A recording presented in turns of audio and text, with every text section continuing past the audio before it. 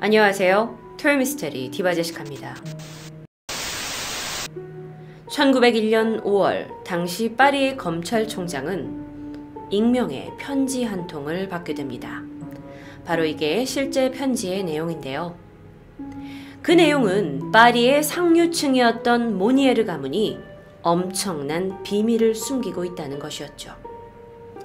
모니에르 가문으로 얘기할 것 같으면 이 파리에서 아주 예전부터 부와 명예를 다 가지고 좋은 평판을 받아오던 집안이었습니다. 그곳에 있는 미망인 모니에르 부인은요, 이 지역사회에 좋은 일들을 많이 해가지고 그걸 인정받아서 상까지 탄 사람이었어요. 그리고 그녀의 하나밖에 없는 아들 마르셀은 좋은 학교를 졸업하고 지금은 파리에서 존경받는 변호사로 일하고 있었죠. 물론 이 집안에 한 가지 슬픈 소식이 있긴 합니다. 모니에르 부인의 딸이었던 블란체가 지난 수십 년 동안 실종 상태라는 것이죠. 그런데 이 익명의 편지예요. 이 집안이 어디선가 굉장히 썩어가는 쓰레기 더미 속에 누군가 갇혀있다라는 내용입니다. 근데 경찰은 도저히 믿을 수가 없었어요. 하지만 편지가 검찰총장에게 직접 왔고 총장은 그 편지의 내용을 그냥 무시하지 않은 채 일단 집을 수색하라고 명령을 내립니다. 모니에르 저택에 도착한 경찰은 집안을 둘러보기 시작합니다. 그리고 한 방 한 방 열어보죠. 별일이 없어요. 그리고 마지막으로 가장 꼭대기 다락방으로 향했습니다. 어라? 문에는 자물쇠가 걸려 있었어요. 경찰은 그 편지 내용도 수상했고 또 그래서 어쨌든 이 자물쇠를 부수고 힘껏 문을 열었습니다. 방 안에는 빛이 전혀 들어오지 않은 채 아주 깜깜했고요. 아주 기분 나쁜 쾌쾌한 냄새까지 풍겼죠. 바닥에는 배설물로 보이는 것들이 떨어져 있었고 또 한쪽엔 음식물 찌꺼기들이 떨어져 있었어요. 하지만 더욱더 놀라운 것은 이 다락방의 한쪽에 있는 낡은 침대에서 앙상하게 마른 여성이 발견되었다는 것입니다. 지금부터 보여드릴 사진에 너무 놀라지 마세요.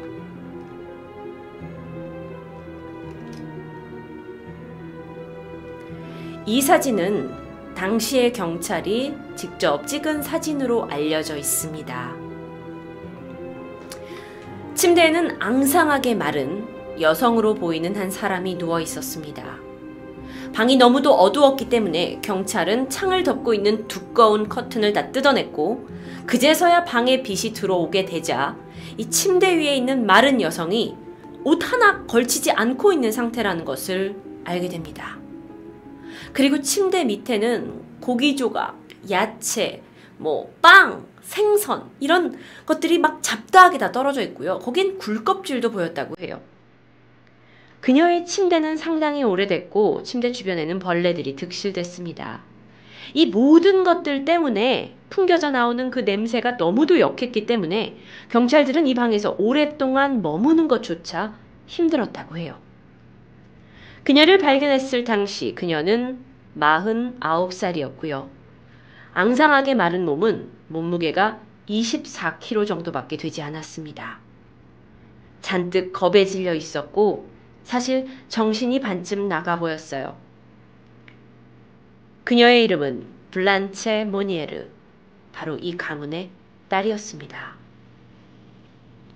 죽기 직전 상태의 블란체는 바로 병원으로 옮겨졌고요. 경찰은 이 집의 안주인인 모니에르 부인의 방문을 두드렸습니다. 프랑스 서쪽 포이터스라는 곳에 살고 있던 모니에르 가족 중에 어머니 모니에르 부인은요. 평소 사회적인 활동에 적극 참여하면서 그야말로 노블리스 오블리제를 몸소 실천하던 사람이었어요. 하지만 집 안에서는 그녀의 아이들에게 매우 엄격하기로 유명했죠. 그녀의 남편 에밀 모니에르는 1879년에 사망했지만 상당한 양의 유산을 가족 앞으로 남겨두었기 때문에 그녀는 남편이 죽은 후에도 이 상류층의 생활을 유지해 올 수 있었습니다. 먼저 말했듯이 그녀에겐 두 아이가 있었는데 똘똘하게 부모를 잘 따르던 큰아들과 둘째 딸이었죠. 둘째 딸 블란체는 아주 밝고 명랑하고 또 이렇게 예쁜 눈을 가지고 있는 아이였습니다. 미망인 모니에르 부인은요, 엄격한 훈육하에 파리의 상류층에 걸맞게 아이들을 잘 길러오고 있었죠. 하지만 시간이 흘러 블란체의 나이가 25살이 되었고 결혼을 준비할 나이가 되었습니다. 이건 실제 그녀의 사진으로 알려져 있어요. 25살의 블란체. 그런데 사실 그녀는 만나고 있던 한 청년이 있습니다. 그녀보다 몇 살 나이가 더 많았고 아주 매력 넘치는 청년이었어요. 두 사람 사이에선 이미 사랑의 불꽃이 타고 있었죠. 그는 어엿하게 변호사라는 직업을 가지고 있긴 했지만 성공했다라고 보긴 좀 힘들었습니다. 제대로 돈을 벌지 못했기 때문이죠. 그러다 보니까 블란쳇은 그녀의 어머니가 그 자신이 사랑하는 남자를 탐탁치 않게 여길 것을 알고 있었기에 그간 비밀 연애를 해오고 있었어요. 하지만 이 두 사람에 관한 이야기가 마을에 다 소문이 났고 심지어 두 사람이 아이를 낳았다는 루머까지 돌게 됩니다. 그리고 그녀의 어머니가 그 사실을 알게 되죠. 파리의 상류층에서 어떻게 저런 남자를 만나서 아이를 낳았다는 소문까지 절대 받아들일 수가 없었습니다. 그래서 바로 블란체가 그 남자를 만나는 걸 금지시켜요. 물론 어머니와 말다툼이 오고 갔지만 엄격한 어머니를 설득하는 건 쉽지 않은 일이었죠. 하지만 사랑을 포기할 수 없었던 블란쳇은요, 어머니 몰래 밤에 나가서 연애를 계속했고 결국 이 사실을 알게 된 모니에르 부인은 분노하게 됩니다. 그리고 어머니, 그러니까 모니에르 부인과 그녀의 오빠는 계획을 세우게 되죠. 이 허락할 수 없는 딸아이의 사랑의 가문의 명예를 손상하게 돼서는 안 된다는 이 굳은 결심하에 딸을 다락방에 가두기로 결정하죠. 물론 처음에는요, 그녀가 더 이상 그 가난뱅이 변호사를 만나지 않겠다고만 약속하면 그녀를 풀어주려고 생각했다고 합니다. 어머니는 딸이 그곳에 갇혀있으면 금방 수그러들 것이라고 생각했던 것 같아요. 그날 밤도 블란쳇은 그의 연인과 밤새 미래를 즐기고 조용히 집으로 돌아왔어요. 그리고 자고 있는 어머니와 오빠가 깨지 않도록 조심조심 자기 방으로 올라갔죠. 하지만 방문 앞에서 그녀를 기다리고 있던 어머니와 오빠는 그녀를 붙잡아서 다락방으로 끌고 갑니다. 그곳은 아주 어두운 곳이었어요. 그리고 그곳에 그녀를 혼자 둔 채 밖에서 문을 잠궈버립니다. 블란쳇은 결국 이 방에서 나갈 방법이 없다라는 사실을 깨닫게 돼요.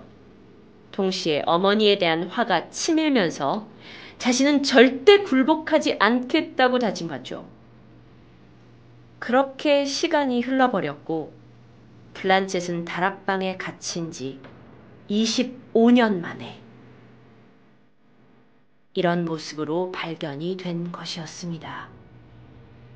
그녀의 꽃다운 청춘은 다 사라져버렸고 그녀의 나이 49살이었습니다.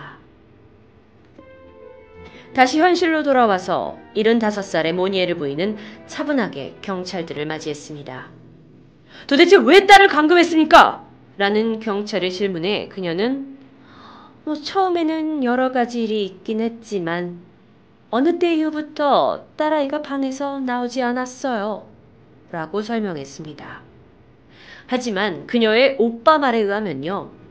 어머니가 반대했던 그 가난뱅이 변호사라는 연인은 이미 1885년에 사망했어요.